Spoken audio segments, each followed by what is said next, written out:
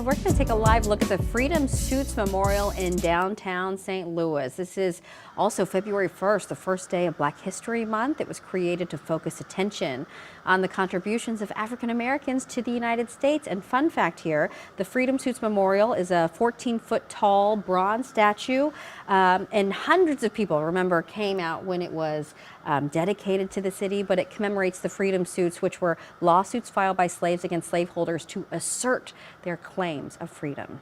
Pretty cool. To kick off Black History Month, by the way, St. Louis city leaders will raise the red, black, and green Pan-African flag. It is a tradition that they've been doing for more than a decade. The flag will be raised at 10 o'clock this morning outside City Hall, and officials say St. Louis was the first city ever to raise the flag for Black History Month.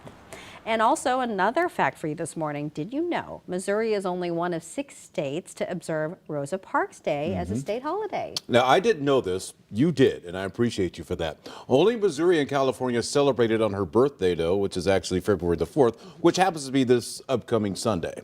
The other states to celebrate it, they will celebrate it on the 1st of December, the day that she refused to give up her seat on a bus to a white man and was arrested in Montgomery, Alabama. Her actions helped spark the civil rights movement in 1955, but many people believe the holiday doesn't get the recognition that it deserves. Among them is the president of the St. Louis NAACP branch. With February being Black History Month, there's just so much recognition of so many different contributions that African Americans have had in this country that go on through that month. So it gets lost in the wash. It becomes a part of the overall history versus a focus solely on her and her contributions.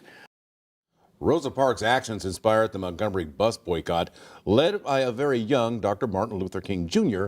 It lasted for more than a year and ended only when the U.S. Supreme Court ruled bus segregation was unconstitutional.